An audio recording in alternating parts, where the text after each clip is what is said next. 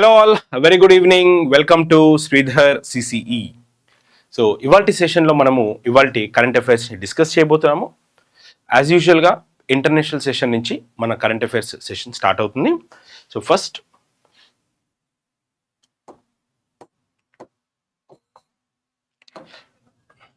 ఇది మనకి premier video, live కాదు.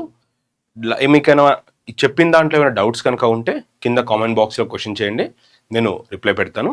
సో బట్ ఇప్పుడు మనకి ఇంటర్నేషనల్ తోటి యాస్టీస్గా సెషన్ స్టార్ట్ చేద్దాం. So first Kataragama Esala festival. Kataragama Esala festival, ఈ ఫెస్టివల్ అనేది మనకి శ్రీలంకలో సెలబ్రేట్ చేస్తారు. సో మనకి శ్రీలంకలో కొన్ని ఇయర్స్గా ఈ ఫెస్టివల్ని సెలబ్రేట్ చేస్తున్నారు. ఇది ఒక సెక్యులర్ ఫెస్టివల్ లాగా చెప్పొచ్చు. అంటే ఒక సైడ్ నుంచి హిందూస్లో స్కంద దేవుణ్ణి పూజిస్తున్నప్పటికీ ముస్లిమ్స్ కూడా ఇందులో పార్టిసిపేట్ చేస్తారు, బుద్ధిస్టులు కూడా ఇందులో పార్టిసిపేట్ చేస్తారు అని చెప్పేసి మనకి ఈ ఫెస్టివల్కి సంబంధించిన డిస్క్రిప్షన్లో ఇవ్వడం జరిగింది. So celebrated in Sri Lanka. మనకు వచ్చేటువంటి క్వశ్చన్ ఇక్కడ, ఈ ఫెస్టివల్ పర్టికులర్గా ఎక్కడ సెలబ్రేట్ చేస్తారు అని అడగచ్చు. సో కతరాగ్మా ఇసాలా ఫెస్టివల్, శ్రీలంకకి మనకి కల్చరల్ రిలేషన్స్ ఉన్నాయి కాబట్టి మనకి ఈ ఫెస్టివల్ని ఎక్కడ సెలబ్రేట్ చేస్తారు. దీంతో పాటు మనకి రీసెంట్గా బుద్ధిజం శ్రీలంకలోకి వెళ్ళి 2000 years కంప్లీట్ అయింది. ఆ ఫెస్టివల్ కూడా మనం సెలబ్రేట్ చేయడం జరిగింది. సో శ్రీలంకకి సంబంధించి ఈ మంత్ కరెంట్ అఫైర్స్లో ఇది సెకండ్ ఫెస్టివల్గా చెప్పచ్చు. Next, Kataragama's main temple of Mahadevala is dedicated to the Hindu god Skanda. Skanda దేవుణ్ణి మనకి వార్ ఆఫ్ గాడ్గా చెప్తారు. ఇక్కడ క్వశ్చన్ పడకపోవచ్చు, కానీ జస్ట్ ఒకసారి అయితే రిఫర్ చేయండి. Skanda is also worshipped by the Buddhist as Kataragama deviyo. So బుద్ధిజంలో కూడా ఈ దేవుణ్ణి పూజిస్తారు అని చెప్పి మనకి ఇక్కడ చెప్తున్నారు. దీంతో పాటు ఇక్కడ ఇవ్వలేదు, కానీ ఆర్టికల్లో మనకి పిఐబిలో కవర్ అయినటువంటి ఈ ఆర్టికల్లో బుద్ధిజంకి ఇస్లాం రిలీజియన్ చెందిన వాళ్ళు కూడా ఇందులో పార్టిసిపేట్ చేస్తారు, వాళ్ళు కూడా ఈ ఫెస్టివల్ని సెలబ్రేట్ చేస్తారు అని చెప్పి అయితే చెప్పారు. ఓకే, సో శ్రీలంకకు సంబంధించినటువంటి స్టాటిక్ జీకే కనుక చూసుకుంటే, కొలంబో శ్రీ జయవర్ధనపుర కొట్టే, కరెన్సీ వచ్చేసరికి శ్రీలంకన్ రూపీ, ప్రెసిడెంట్ వచ్చేసరికి Anura Kumara Dissanayake president. Very very important article. మనకి ఇవాల్టి కరెంట్ అఫైర్స్లో most expected and most important article కింద దీన్ని మనం కన్సిడర్ చేయొచ్చు. So IFFCO to set up first overseas nano fertiliser plant in బ్రెజిల్లో ఇఫ్కో మనకి ఫర్ ద ఫస్ట్ టైం ఒక నానో ఫర్టిలైజర్ ప్లాంట్ని పెడుతున్నట్టుగా మనకి న్యూస్ ఇవాళ అందరింది.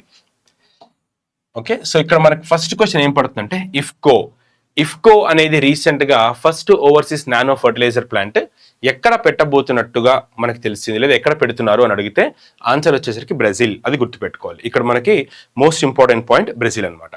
So first, Indian farmers fertiliser cooperative limited, IFFCO full form ఇది, to set up its first overseas nano fertiliser plant in Brazil.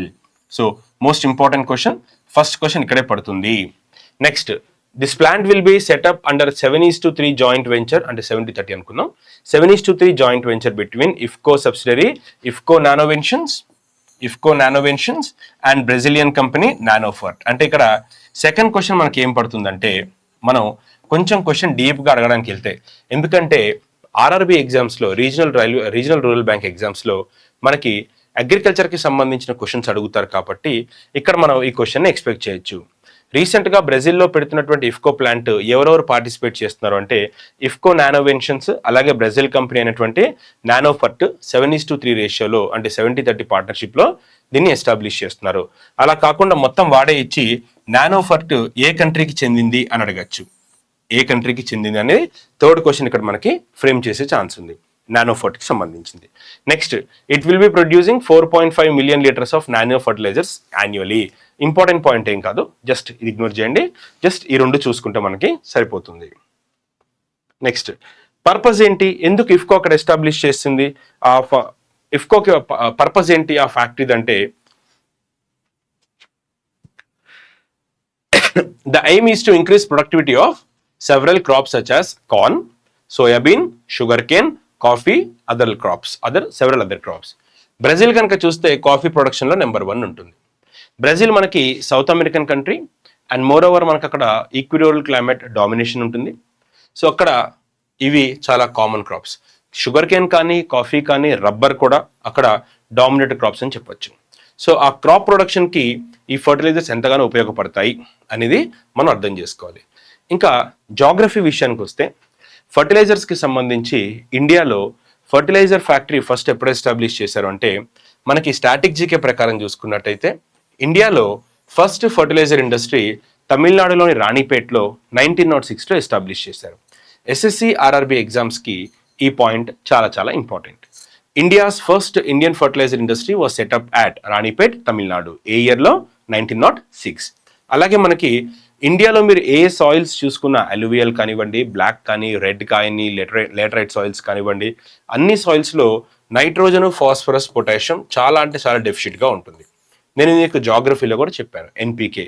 వీటిని soil క్వాలిటీని బట్టి 4:2:1 కానీ 8:4:2లో కానీ ఇలా డిఫరెంట్ ప్రపోర్షనేట్లో వీటిని వాడతారు. సో ఇండియన్ ఫర్టిలైజర్స్, ఇండియన్ సాయిల్స్లో ఈ ఫర్టిలైజర్స్ తాలూకు డెఫిషియన్సీ అనేది మనకి ఉంది అని మనం అర్థం చేసుకోవాలి. ఫర్టిలైజర్ ఇండస్ట్రీస్ ఎక్కువగా మనకి గుజరాత్లో, తమిళనాడు, ఉత్తరప్రదేశ్, మహారాష్ట్రలో, ఇండియాలో లొకేట్ అయి ఉన్నాయి. జనరల్గా మనకి కెమికల్ ఫర్టిలైజర్స్ అనేవి 1960 వరకు కూడా పెద్దగా మనకి సక్సెస్ అవ్వలేదు. కానీ ఎప్పుడైతే గ్రీన్ రెవల్యూషన్ వచ్చిందో, గ్రీన్ రెవల్యూషన్ ఇండియాలోకి రాగానే ఒక్కసారిగా కెమికల్ ఫర్టిలైజర్స్ పికప్ అయ్యాయి. పికప్ అయ్యాయి. గ్రీన్ రెవల్యూషన్ వాడకంతో రావడంతో కెమికల్ ఫర్టిలైజర్స్ యూజేజ్ పెరగడం వల్ల ఈ కెమికల్ ఫర్టిలైజర్స్ అన్నీ కూడా 1965 తర్వాత ఒక్కసారిగా ఇండియాలో పికప్ అయ్యాయి అని చెప్పి మనం ఇక్కడ డిస్కస్ చేయొచ్చు. ఓకేనా? Next, fertiliser corporation of India was incorporated in 1961. So ఈ ఫర్టిలైజర్ కార్పొరేషన్ ఆఫ్ ఇండియాకి, ఎఫ్సిఐకి మనకి ఓవరాల్గా 4 యూనిట్స్ ఉన్నాయి. ఎక్కడెక్కడ యూనిట్స్ ఉన్నాయి అని అంటే ఫస్ట్ జార్ఖండ్లోని సింద్రీలో, ఇది ఒకటి మనకి ఇంపార్టెంట్ బిట్ అమ్మా ఇక్కడ అడిగేది. So fertiliser corporation of India రీసెంట్గా 4 యూనిట్స్ని ఇన్కార్పొరేట్ చేసింది. ఎక్కడెక్కడ ఇన్కార్పొరేట్ చేసింది అని అడుగుతారు. సో ఫస్ట్ వచ్చేసరికి జార్ఖండ్ సింద్రీ దగ్గర, సెకండ్ వచ్చేసరికి గోరఖ్పూర్ ఉత్తరప్రదేశ్ దగ్గర, థర్డ్ వచ్చేసరికి తాల్చేర్ ఒడిషా దగ్గర, దెన్ ఫోర్త్ వచ్చేసరికి మన తెలంగాణలోని రామగుండం దగ్గర. సో ఇలా మనకి ఇండియాలో ఎఫ్సిఐకి సంబంధించి, ఫర్టిలైజర్ కార్పొరేషన్ ఆఫ్ ఇండియాకి సంబంధించి 4 యూనిట్స్ ఉన్నాయి. సో మీకు ఇక్కడ మోస్ట్ ఆఫ్ ది కేసెస్లో మీకు మ్యాథ్స్ ఫాలోయింగ్ క్వశ్చన్స్ అడిగేటువంటి ఛాన్స్ ఉంటుంది ఇండియన్ జోగ్రఫీ పర్స్పెక్టివ్లో. న్యూస్ మనకి IFFCO first nano fertiliser plant బ్రెజిల్లో పెట్టింది అయినప్పటికీ కూడా ఫర్టిలైజర్ ఇండస్ట్రీకి చుట్టూతా కూడా మనకి క్వశ్చన్స్ పడేటువంటి అవకాశం ఎక్కువగా ఉంది. సో అలాంటి సర్కమ్స్టాన్సెస్లో మీరు ఈ పాయింట్స్ని కూడా మీరు గుర్తుపెట్టుకోవాలి. ఓకేనా? నెక్స్ట్, బ్రెజిల్కి సంబంధించినటువంటి స్టాటిక్ జీకే చూసుకుంటే capital Brasilia, currency Brazilian real. Okay, next వచ్చేసరికి ప్రెసిడెంట్ వచ్చేసరికి లూయిస్ ఇనాకో లూలా డిసిల్వా. మనకు పేరు ఎలాగో గుర్తుండి సావదు, లూలా డిసిల్వా పెట్టుకోండి, లేదా లూలు మాల్ అని గుర్తుపెట్టుకోండి. ఓకేనా? రైట్. నెక్స్ట్, ఇవాళ దాంట్లో second most important article. First ఇది మనం డిస్కస్ చేసిన పెద్ద ఇంపార్టెంట్ కాదు, సెకండ్ డిస్కస్ చేసిన ఇఫ్కో చాలా ఇంపార్టెంట్. మళ్ళీ దాని తర్వాత అదే స్థాయిలో మనకి ఇంపార్టెంట్ ఆర్టికల్ ఏంట్రా అంటే ఈ యూనికార్న్ ఇండెక్స్. హురాన్ పబ్లిష్ చేసేటువంటి global unicorn index 2025. Last year కూడా దీని గురించి మనకి ఎగ్జామ్లు అడిగారు. ఈ ఇయర్ కూడా మనకి ఎగ్జామ్స్లో దీని మీద క్వశ్చన్స్ రాబోతున్నాయి. సో యూనికార్న్ అంటే ఏంటనంటే మనకి యుఎస్ గవర్నమెంట్లో కానీ లేదా కొంచెం మంది మనకి ఇచ్చినటువంటి డెఫినేషన్ ఏంటంటే ఒక కంపెనీ వాల్యూ స్టార్టప్ అయి ఉండి దాని వాల్యూ $1 బిలియన్ అబౌవ్ కనుక ఉంటే, $1 బిలియన్ అబౌవ్ కనుక ఉంటే దాన్ని యూనికార్న్ అనాలి. ఈ year highest number of unicorns యుఎస్ఏలో రిజిస్టర్ అయ్యాయని, సెకండ్ చైనాలో, అలాగే థర్డ్ ఇండియా ఉంది, which is very crucial step for our schemes. So ఇండియాలో ఈ ఇయర్ 2025లో సోకాల్ 65 యూనికార్న్స్ రిజిస్ట్రేషన్ అయినట్టుగా మనకి ఈ రిపోర్ట్ అనేది ఇవ్వడం జరిగింది. సో ఈ ఇండెక్స్ ప్రకారం ఇండియా ర్యాంక్ ఎంత అంటే థర్డ్. మరి ఫస్ట్ ఎవరు ఉన్నారు? యుఎస్ 3 డిజిట్ ఫిగర్ అక్కడ రికార్డ్ చేసింది, second China, third India. So ఒకసారి ఇక్కడ చూద్దాం. Global unicorn index 2025, global unicorn index 2025, Hurun global unicorn index 2025 అంటే హురాన్ వాళ్ళు పబ్లిష్ చేసేది కాబట్టి దీనికి ఆ పేరు వచ్చింది. యూనికార్న్ ఫస్ట్ డెఫినేషన్ చూడండి. యూనికార్న్ అంటే అదే తినే వస్తువు కాదు. ఒక స్టార్టప్ కంపెనీ దాని ఓవరాల్ వాల్యూ $1 బిలియన్ కన్నా ఎక్కువగా ఉంది అని అంటే దాన్ని మనం యూనికార్న్ అని అంటాం. A unicorn is referred to as a privately held startup. మళ్ళీ చూడండి ఇక్కడ కీవర్డ్ ఏంటి? ప్రైవేట్. గవర్నమెంట్ ఏజెన్సీస్ ఉంటే యూనికార్న్ అనకూడదు. ఐఆర్సిటీసీని కానీ వీటిని కానీ మీరు అనకూడదు. ఈ unicorn is referred to as a privately held startup company with a valuation of over $1 billion. $1 billion. Unicorn అనేటువంటి వర్డ్ ఎవరు ఇచ్చారని అడుగుతారు మనకి. అలీన్ లీ యూనికార్న్ అనేటువంటి వర్డ్ని 2013లో మనకి ఇవ్వడం జరిగింది. 2013లో మనకి ఈ వర్డ్ని కాయిన్ చేశారు. ఓవరాల్గా ఈ ఇండెక్స్ ప్రకారం హైయెస్ట్ స్టార్టప్స్, హైయెస్ట్ యూనికార్న్స్ ఏ కంట్రీలో ఉన్నాయంటున్నారు? యుఎస్ఏలో ఉన్నాయంటున్నారు. 3 digit ఫిగర్ రికార్డ్ అయింది యుఎస్ఏలో. సో మనకి హైయెస్ట్ ఇక్కడ యుఎస్ఏలో ఈ ఇయర్లో 758 యూనికార్న్స్ రిజిస్టర్ అయినట్టుగా, ఆ 758 యూనికార్న్స్ తోటి టాప్ పొజిషన్లో ఉన్నట్టుగా మనకి తెలుస్తోంది. So 6 of the world's 10 most valuable unicorns are based in the US. వరల్డ్లో మీరు టాప్ 10 కనుక తీసుకుంటే అందులో 6 ఇక్కడ ఏ కంట్రీలో ఉన్నాయంటున్నారు? 6 మనకి యుఎస్లోనే ఉన్నాయంటున్నారు. ఈ స్లైడ్స్లో మనకి ఇంపార్టెంట్ పాయింట్ యూనికార్న్ డెఫినేషన్ చూసుకోండి ఎగ్జామ్స్కి. దాని తర్వాత యూనికార్న్ అనే వర్డ్ని ఎవరు ఇచ్చారు, ఎవరు డిఫైన్ చేశారు అని అడుగుతారు. ఎక్కువగా మీకు ఇవి ఇంటర్వ్యూస్లో కూడా అడగచ్చు. Next San Francisco. ఓవరాల్గా కనుక చూస్తే యూనికార్న్ క్యాపిటల్ ఆఫ్ ద వరల్డ్గా శాన్ ఫ్రాన్సిస్కో రికార్డ్ సెట్ చేసింది అని చెప్తున్నారు. హైయెస్ట్ హైయెస్ట్ యూనికార్న్స్ మనకి ఎక్కడున్నాయి అని అంటే శాన్ ఫ్రాన్సిస్కోలో ఉండేవి. San Francisco retains it's title as unicorn capital of the world. ఇది స్టాటిక్ జీకేలో మనకి ఎగ్జామ్లో ఇక్కడ నుంచి క్వశ్చన్ మనకి అడిగేటువంటి ఛాన్స్ ఉంది. నెక్స్ట్ సెకండ్ ప్లేస్లో ఎవరున్నారు? చైనా ఉంది. ఇండియా ఎన్నో ర్యాంక్లో ఉంది? ఇండియా 3rd ర్యాంక్లో ఉంది. ఇండియాలో ఎన్ని యూనికార్న్స్ రిజిస్టర్ అయ్యంటే మనకి 25లో మనకి 64 యూనికార్న్స్ రిజిస్ట్రేషన్ అనేట్టుగా మనకి ఇక్కడ చెప్తున్నారు. సో 2025లో 64 యూనికార్న్స్ ఇండియాలో ఉన్నాయి. చైనాలో ఎన్ని ఉన్నాయి మనకి? 343. ఒక్కసారి ర్యాంకింగ్ చూద్దాము. యుఎస్ హైయెస్ట్ 758 ఉన్నాయి. ఓకే, సో వాటి ర్యాంక్స్ కనుక చూస్తే city with most unicorns San Francisco first ప్లేస్లో ఉంది. సెకండ్ న్యూయార్క్లో ఉంది. చైనా కనుక చూస్తే Beijing, Shanghai, okay, Schengen area ఉంది. అలాగే ఇండియాలో కనుక చూస్తే బెంగళూరులో 7, ముంబైలో 22, అంటే నెంబర్ కాదు ర్యాంక్ అది. బెంగళూరు 7th,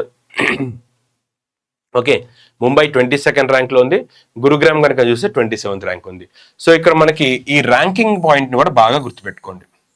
సో ఇది ఓవరాల్గా కంట్రీకి ఇచ్చినటువంటి ర్యాంకింగ్. ఇది ఓవరాల్గా ఎన్ని యూనికార్న్స్ ఉన్నాయి చెప్పేటువంటి ప్లేస్. ఈ బెంగళూరు తర్వాత బ్రాకెట్లో ఉన్నది వరల్డ్ వైడ్గా ఉన్నటువంటి యూనికార్న్ సిటీస్లో బెంగళూరు ర్యాంక్ ఎంత? 7th. మరి ఫస్ట్ ప్లేస్లో ఏది ఉంది? San Francisco. సెకండ్ ప్లేస్లో న్యూయార్క్ ఉంది. బెంగళూరు 7th కదా. 8th ఎవరు ఉన్నారు?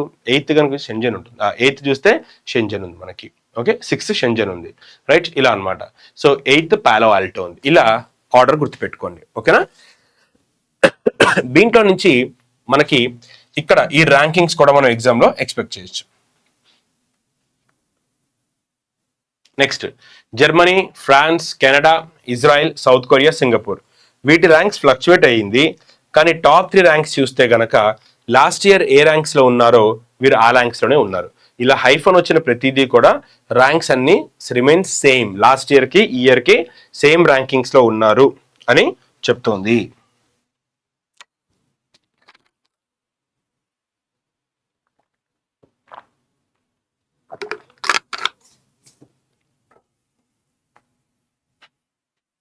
Next India's first wild life corridor built on Delhi Mumbai highway near Ranthambore wild life sanctuary. మనకి ముంబై నుంచి ఢిల్లీకి వెళ్తున్నటువంటి ఈ కారిడార్లో రాజస్థాన్ దగ్గర ఉన్నటువంటి రణతంబోర్ కారిడార్ దగ్గర, రాజస్థాన్లో రణతంబోర్ వైల్డ్ లైఫ్ శాంక్చురీ దగ్గర అండర్ పాస్ ఒకటి బిల్డ్ చేశారు. అంటే ఏంటంటే ఈ రోడ్డు కింద మనకి వైల్డ్ లైఫ్ శాంక్చురీలోంచి రోడ్డు వేశారు. అయితే మనకి ఇక్కడ దీని కింద నుంచి యానిమల్స్ ఫ్రీగా పాస్ అవుతాయి. వాళ్ళని డిస్టర్బ్ చేయకుండా మనకి రోడ్ నెట్వర్క్ కూడా ఇక్కడ వేశారు. సో అది ఈ ఆర్టికల్ తాలూకు సమ్మరీ అనమాట. సో ఇక్కడ the national highway authority of India has created the countries first dedicated wild life corridor on a national highway. దీని లెంత్ వచ్చేసరికి 12 kilometers. Part of Delhi Mumbai express way Rajasthan మీదుగా వెళ్తుంది. Okay, so cuts through Ranthambore tiger reserve. Ranthambore tiger reserve ఎక్కడ వస్తుంది అని అంటే answer is Rajasthan. Equip with 5 wild life over passes and India's longest under pass. Under pass అంటే road ఇలా ఉంటుంది, దీని కింద నుంచి మీకు యానిమల్స్ ఇలా ఫ్రీ మూమెంట్ ఉంటాయి. అంటే దీనివల్ల హ్యూమన్ యానిమల్ కాన్ఫ్లిక్ట్ అనేది మనకి ఉండదు. వాటి హ్యాబిటేషన్ రెస్పెక్ట్ ఇస్తూనే డెవలప్మెంట్ అనేది జరుగుతోంది. సో అలా అనమాట. Equip with 5 wildlife overseas passes and India's longest under pass build exclusively for animal movement. Animal movement కోసం ఎక్స్క్లూజివ్ గా కన్స్ట్రక్ట్ చేసినటువంటిది ఇది. నెక్స్ట్, లాస్ట్ టైం మనము కరెంట్ అఫైర్స్ చదువుతున్నప్పుడు లిచీని ఎక్స్పోర్ట్ చేశారు. Of course litchi within the కంట్రీయే పంపించారు, కానీ అది ఎక్స్పోర్ట్ అంటారు అప్పుడు. బట్ ఇక్కడ కనుక లాస్ట్ టైం లిచీ కాదు, లాస్ట్ టైం మనం చెరీస్ పంపించాం, గుర్తుందా, కాట్రా టు ముంబై. బట్ ఇది ఈసారి లిచీస్ పంపిస్తున్నారు. అయితే ఇది విత్ ఇన్ ఇండియా కాదు, ఫర్ ద ఫస్ట్ టైం బయటికి పంపిస్తారు ఖతార్కి. India has flagged off the first consignment of 1 metric ton of rose flavour, rose taste వచ్చేటువంటి లిచీని పఠాన్కోట్, పంజాబ్ లోని పఠాన్కోట్ నుంచి ఎక్కడికి పంపిస్తున్నారు, ఖతార్కి పంపిస్తున్నట్టుగా మనకి ఇక్కడ న్యూస్ అనేది వచ్చింది. సో ఇక్కడ చూడండి, లిచీ అంటే ఫ్రూట్స్ ఇలా ఉంటాయి. India has flagged off its first consignment of the 1 metric ton of rose scented litchi from Pathankot Punjab to Qatar.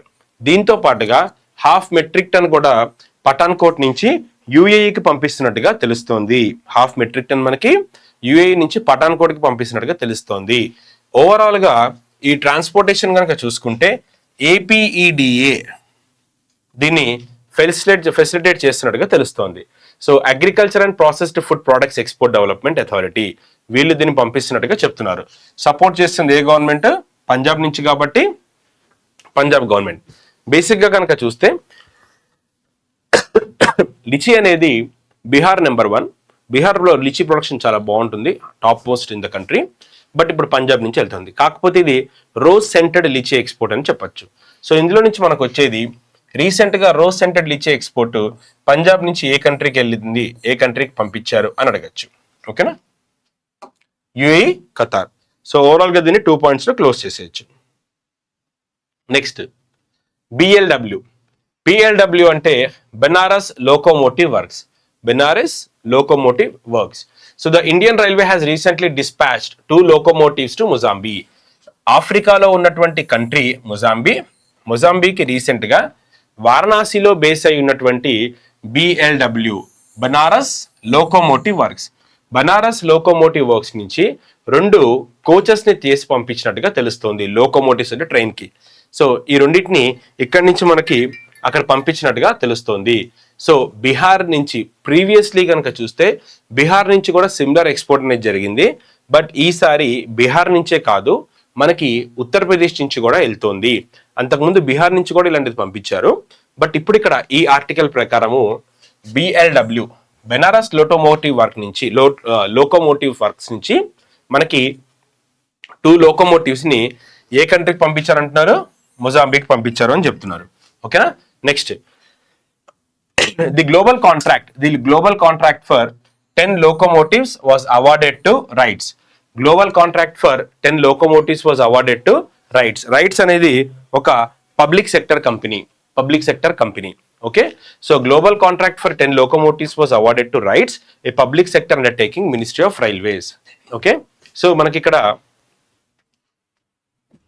ఒకసారి సార్ నెంబర్ ఉంటే కాల్ చేసి క్లాస్లో అని చెప్తున్నాను. Okay, sorry. సో మనకి ఆర్టికల్ సమ్మరీ ఏంటంటే రైట్స్ అనేది రైల్వేకి సంబంధించిన ఒక పిఎస్యు కంపెనీ, రైల్వే అండర్లో ఉంటుంది. సో లోకోమోటివ్స్కి సంబంధించి మేకింగ్ వచ్చేసి మనకి బనారస్లో చేశారు. బనారస్లో కనుక చూసుకుంటే ఓవరాల్గా మనకి దీనికి 10 లోకోమోటివ్ కాంట్రాక్ట్ వచ్చింది. అందులో 2 లోకోమోటివ్స్ని బిఎల్డబ్ల్యూ నుంచి, బిఎల్డబ్ల్యూ ఎక్కడుంది, వారణాసిలో ఉంది. బిఎల్డబ్ల్యూ అంటే Banaras locomotive works, Varanasi, Uttar Pradesh. So అక్కడి నుంచి మనకి ఇది ఎక్స్పోర్ట్ చేసినట్టుగా తెలుస్తోంది. సో ఇది చాలా అడ్వాన్స్ లోకోమోటివ్స్ అని, వీటి హార్స్ పవర్ వచ్చేసరికి 3300 హార్స్ పవర్ ఉన్నట్టుగా మనకి తెలుస్తోంది. అలాగే గేజ్ కనుక చూస్తే నాకు తెలిసి మీరు ఫస్ట్ టైం వినుంటారు, కేప్ గేజ్ అనేది. జనరల్గా మనకి రైల్వే గేజెస్లో కనుక చూస్తే ఫస్ట్ మనకి బ్రాడ్ గేజ్ అనేది ఉంటుంది. బ్రాడ్ గేజ్ కనుక చూసుకున్నట్టయితే 1.6లో, మీటర్ గేజ్ కనుక చూసుకుంటే 1 మీటర్, నారో గేజ్ కనుక చూసుకున్నట్టయితే 0.7. ఓకే, ఇలా మనకు ఉంటుంది. దీంతో పాటు స్టాండర్డ్ గేజ్ అని ఉంటుంది. మన మెట్రోస్లో వాడతాం కదా స్టాండర్డ్ గేజ్ 1.4. బట్ ఇక్కడ మనకి కేప్ గేజ్ సౌత్ ఆఫ్రికాలో నుంచి ఆ పేరు తీసుకోవడం జరిగింది. కేప్ గేజ్ కనుక చూసుకుంటే 1.06 కింద మనకు వస్తుంది మీటర్లో, 1067 మిల్లీమీటర్స్ అంటారు. గేజ్ అంటే రైల్వే ట్రాక్ ఉంటుంది కదా, రైల్వే ట్రాక్. సో దీన్ని ఈ పట్టాకి ఉన్న గ్యాప్ని మనం గేజ్ అని పిలుస్తాం. సో ఇది గేజ్ అంటే. It is capable of running at maximum speed of 100 km/h. ఈ లోకోమోటివ్స్కి 100 km/h స్పీడ్తో వెళ్ళేటువంటి కెపాసిటీ ఉందని, అలాగే కేప్ గేజ్ కోసం దీన్ని చేసినట్టుగా మనకి చెప్తున్నారు. ఓవరాల్గా ఇందులో నుంచి మనకు వచ్చే క్వశ్చన్స్ ఏంట్రానంటే హెడ్లైన్స్ మీద క్వశ్చన్ పడుతుంది. రీసెంట్గా ఇండియన్ రైల్వే 2 లోకోమోటివ్స్ని BLW నుంచి ఎక్కడికి ఎక్స్పోర్ట్ చేశారని అడుగుతారు.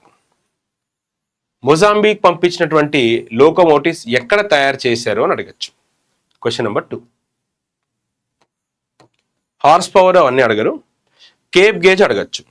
ఎందుకంటే రీసెంట్గా మనకి న్యూస్లో చూస్తున్నాం కాబట్టి మనం కేప్ గేజ్ని కూడా ఎగ్జామ్లో ఎక్స్పెక్ట్ చేయొచ్చు. ఓకేనా. Next, India's first maritime NBFC launch. మనకి సాగర్మాల ప్రాజెక్ట్కి తెలుసు కదా, సాగర్మాల, భారత్మాల అనే 2 ప్రాజెక్ట్స్ ఉన్నాయి. భారత్మాల వచ్చేసరికి రోడ్వేస్కి సంబంధించింది అయితే, సాగర్మాల వచ్చేసరికి సీవేస్ని సముద్ర తీరాన్ని బ్లూ ఎకానమీ ఇంప్రూవైజ్ చేయడానికి గుజరాత్ నుంచి వెస్ట్ బెంగాల్ వరకు మనకు ఉన్నటువంటి సో కాల్డ్ 11,000 కిలోమీటర్ కోస్టల్ ఏరియాని ప్రీవియస్లీ 7,516 అంటారు.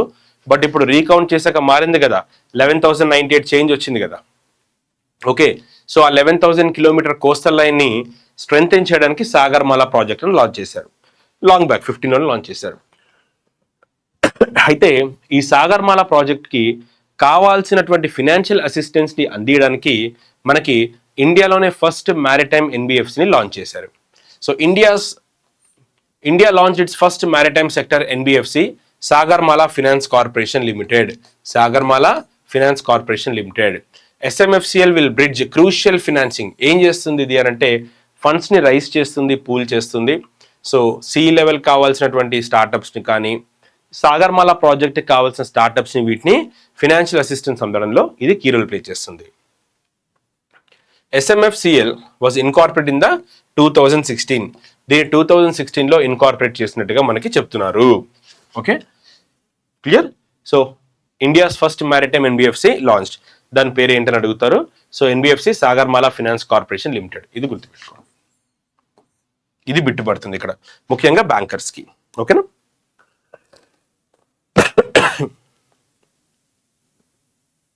నెక్స్ట్, ఆపరేషన్ బిహారీ కాదమ్మా, బిహాలీ. సో రీసెంట్గా మళ్ళీ ఆపరేషన్స్ బాగా పడుతున్నాయి. డాక్టర్స్ కూడా ఆపరేషన్ చేయడం మనం చేస్తున్నాం.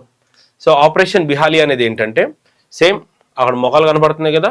సో వాళ్ళు మన పారా ఫోర్సెస్ టెర్రరిస్ట్ని ప్రివెంట్ చేయడానికి మన ఫోర్సెస్ స్టార్ట్ చేసినటువంటి operation బిహాలీ.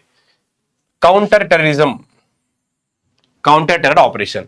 So a counter terror operation was launched to neutralise Pakistan based Jaish Mohammed militants. ఎక్కడ? కాశ్మీర్ దగ్గర. ఓకే, సో దీన్ని Indian army, para commandos, Jammu and Kashmir police కలెక్టివ్గా దీన్ని ఆర్గనైజ్ చేశారు. Excuse me.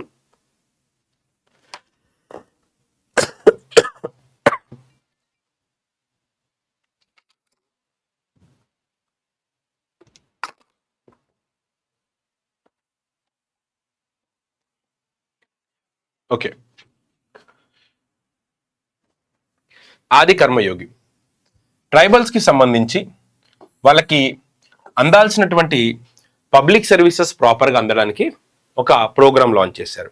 నిన్న మనం ఆల్రెడీ DAGA గురించి చదువుకున్నాం. ఇవాళ సిమిలర్గా ఆది కర్మయోగి ఇనిషియేటివ్ అనేది లాంచ్ చేశారు. సో ఆది కర్మయోగి ఇనిషియేటివ్ అనేది ట్రైబల్ వెల్ఫేర్ కోసం ట్రైబల్ స్కీమ్స్కి సంబంధించి ఫీల్డ్ లెవెల్లో ఆఫీసర్స్ని ట్రైన్ చేసి ఆ ఫీల్డ్ లెవెల్లో ఆఫీసర్స్కి ఆ ట్రైబల్ స్కీమ్స్ గురించి చెప్పి ప్రజలకు వెళ్ళేటట్టు చేయడం అనమాట. ఎక్కువగా గవర్నమెంట్ ఆఫ్ ఇండియా ఈసారి ట్రైబల్స్ మీద వాళ్ళకి ఇవ్వాల్సినటువంటి సర్వీసెస్ మీద బాగా ఫోకస్ చేస్తుంది. మనకి ఎగ్జామ్స్ కూడా కంపల్సరీ వీటి మీద నుంచి ఒక క్వశ్చన్ పడచ్చు. ఓకేనా? సో మీరు చదువుతున్నప్పుడు ఇది ఒకటి గుర్తుపెట్టుకోండి. ఆది కర్మయోగి సో ట్రైబల్కి సంబంధించింది. సో ఎవరు లాంచ్ చేశారు దీన్ని? Ministry of tribal affairs, Jual Oram start చేశారు. నెక్స్ట్, రీసెంట్గా ఇండియాలో నేవీకి అదమ్య అనేటువంటి coast guard, Indian coast guard, navy కాదు sorry, Indian coast guard Adamya fast patrol vessel, ఇది రీసెంట్గా గోవా షిప్ యార్డ్ లిమిటెడ్ వాళ్ళు దీన్ని తయారు చేశారు. తయారు చేసిన తర్వాత దీన్ని కోస్ట్ గార్డ్కి హ్యాండ్ ఓవర్ చేసినట్టుగా తెలుస్తోంది. So name of the ship ఏంటి ఇక్కడ మనకి? Adamya patrol vessel. ఏంటి దీని పర్పస్ ఏంటి అని అంటే, of course it simply says maritime సెక్యూరిటీని స్ట్రెంథెన్ చేస్తుంది, దీంతో పాటు సర్వేలెన్స్ని కూడా ఇంప్రూవైజ్ చేస్తుంది. Indian coast guard inducts Adamya the first fast patrol vessel under the Goa ship yard limited. Okay, significance ఏంటి అంటే మ్యారిటైమ్ సెక్యూరిటీ, సర్వేలెన్స్ క్యాపబిలిటీస్, ఇది దీని ఫంక్షన్స్ అనమాట. ఓకేనా? అమితాబ్ కాంత్ గారు రీసెంట్గా రిజైన్ చేసినట్టు, ఆయన సర్వీస్ నుంచి దిగిపోయినట్టుగా మనం చదువుకున్నాము. After his long tenure 40+ years ఆయన సర్వీస్ చేసిన తర్వాత ప్రెసెంట్ ఆయనని ఫెయిర్ ఫ్యాక్స్ అనేటువంటి ఫినాన్షియల్ హోల్డింగ్ కంపెనీ, కెనడాలో బేస్ అయి ఉన్నటువంటి Fairfax financial holding company ఆయనని సీనియర్ అడ్వైజర్గా అపాయింట్ చేసినట్టుగా తెలిసింది. 1-liner క్వశ్చనే, కానీ చాలా చాలా important question. Okay, so Amitabh Kant, Canada based investment firm Fairfax financial holding limited appointed mister Amitabh Kant as India's former he was India's former CEO and so of Niti Aayog. ఆయన రీసెంట్గా senior అడ్వైజర్గా appoint చేశారు. ఆయనని senior అడ్వైజర్గా appoint చేసినట్టుగా మనకి ఇక్కడ చెప్తున్నారు. Okay, next Ugro capital, Ugro capital Anuj పాండేని రీసెంట్గా సిఇఓగా అపాయింట్ చేశారు. ఇదే ఇక్కడ న్యూస్ మనకి. సో 1-liner మీద నుంచి క్వశ్చన్ తీసుకోండి. యూగ్రో క్యాపిటల్ అనుజ్ పాండేని రీసెంట్గా కంపెనీ సిఇఓగా అపాయింట్ చేసినట్టుగా తెలుస్తోంది. యూగ్రో అనేది ఎంఎస్ఎంఈకి కావాల్సినటువంటి ఫినాన్స్ని, కావాల్సినటువంటి ఫినాన్షియల్ అసిస్టెన్స్ని, డిజిటల్ లెండింగ్ ఫెసిలిటీని మనకి ఇది ఆఫర్ చేస్తూ ఉంటుంది. సో అలాంటి కంపెనీ రీసెంట్గా అనుజ్ పాండేని సిఇఓగా అపాయింట్ చేసినట్టుగా మనకి తెలుస్తోంది. Next, very very important question బ్యాంకర్స్కి. జౌ జిఐ రీసెంట్గా ఏఐఐబికి, ఓకే ఇదే గుణింతలు చదివినట్టుగా ఉంది, AIIB, okay, Asian infrastructure investment bank, ఆ బ్యాంక్కి రీసెంట్గా బోర్డ్ ఆఫ్ గవర్నర్స్ అందరూ కలిసి నెక్స్ట్ ప్రెసిడెంట్గా జిఐని చూస్ చేసుకున్నట్టుగా మనకి తెలుస్తోంది. ఓకేనా? సో ఈవిడ టెన్యూర్ మనకి Jan 16th, 2026 అంటే నెక్స్ట్ ఇయర్ నుంచి 5-year టెన్యూర్ ఇవిడిది స్టార్ట్ అవబోతున్నట్టుగా మనకి తెలుస్తోంది. సో దీని హెడ్ క్వార్టర్స్ బీజింగ్లో ఉంది. అలాగే మనకి ఇందులో లార్జెస్ట్ షేర్ ఎవరికి ఉంది అంటే చైనాలో ఉంది. ఓకే, సో పర్సన్ పేరు గుర్తుపెట్టుకోండి. అప్కమింగ్ ఎగ్జామ్స్లో most important name Zhou, AIIB. Next, రీసెంట్గా శిఖర్ ధావన్ ఒక బుక్ రాశారు. ఆ బుక్ పేరు the one cricket my life and more. Shikhar Dhawan రాసినటువంటి బుక్ ఇది, very very important. The one cricket my life and more. Cricketer Shikhar Dhawan రాసినటువంటి బుక్ ఇది, నెక్స్ట్, రీసెంట్గా చెన్నైలో hockey India masters cup complete అయింది. మెన్ కేటగిరీ, ఉమెన్ కేటగిరీలో ఒడిస్సా గెలిస్తే మెన్ కేటగిరీలో తమిళనాడు గెలిచింది. సో ఉమెన్ కేటగిరీ పంజాబ్ ఓడిపోయింది, మెన్ కేటగిరీ మహారాష్ట్ర ఓడిపోయింది. సో మెన్ కేటగిరీ విన్నర్ ఎవరు, ఉమెన్ కేటగిరీ విన్నర్ ఎవరు ఒకసారి చూసుకోండి. అండ్ ఇది ఫస్ట్ ఎడిషన్ కాబట్టి very very important. Okay, next Shefali Jariwala. మనకి హిందీ ఆల్బమ్స్లో కాంటాలాగా అనేటువంటి ఒక పాపులర్ సాంగ్ ఉంది. ఎర్లీ 2000s ఒక జనరేషన్ని కంప్లీట్గా ఎలా అంటే ఇప్పుడు మనకి ఫోక్ సాంగ్స్ ఏవైతే ఒక జనరేషన్ ఆడతాయో ఆ టైప్లో పాప్ సాంగ్, అది బాలీవుడ్లో పాప్ సాంగ్ కల్చర్ని స్టార్ట్ చేశారు. ఆవిడ రీసెంట్గా చనిపోయారు. ఓకే, 42 సస్పీషియస్ డెత్ కింద కేసు రికార్డ్ చేశారు. So Shefali Jariwala. 29th June national statistics day. Every year మనము June 29th సెలబ్రేట్ చేసుకుంటాం. సో మనకి సెకండ్ 5-year ప్లాన్ రూపకర్త అయినటువంటి PC Mahalanobis second 5-year plan మనకి డిజైన్ చేశారు. ఆయన ఫాదర్ ఆఫ్ ఇండియన్ స్టాటిస్టిక్స్ అంటారు ఆయన్ని. సో ఆయన బర్త్డేని మనము నేషనల్ స్టాటిస్టిక్స్ డేగా సెలబ్రేట్ చేస్తాం. So June 29th observed as national statistics day. Okay, so father of modern statistics, Indian statistics PC Mahalanobis అంటారు. థీమ్ అయితే మనకి ఏం చెప్పలేదు. ఒకవేళ అంటే రేపు కాబట్టి మేబీ మనకి మండే దాంట్లో థీమ్ కవర్ అయితే థీమ్ని మళ్ళీ కవర్ చేస్తాను. ఓకేనా, రైట్. సో ఇది మనకి పీసీ మెహల్నోబిస్ గారు సెకండ్ 5-year ప్లాన్ ఫోకస్ దేని మీద చేసిందో కింద కామెంట్ చేయండి. ఫస్ట్ 5-year ప్లాన్ అగ్రికల్చర్ ని టార్గెట్ చేశారు. సెకండ్ 5-year ప్లాన్ దేని మీద ఫోకస్ చేశారో కామెంట్ చేయండి. ఓకే, సో అది మనకి దీనికి సంబంధించింది. So that's all with the today's class. ఇవాళ క్లాస్ మనకి ప్రీమియర్, ఇది లైవ్ కాదు, మండే లైవే ఉంటుంది. ఒకవేళ క్లాస్లో మీకు ఏమైనా డౌట్స్ ఉన్నాయి అని అంటే కింద మీరు కామెంట్ చేయండి, నేను దానికి రిప్లై పెడతాను. ఓకేనా, సో థ్యాంక్స్ ఫర్ వాచింగ్. మళ్ళీ మనము నెక్స్ట్ సెషన్లో మీట్ అవుదాం. బాయ్.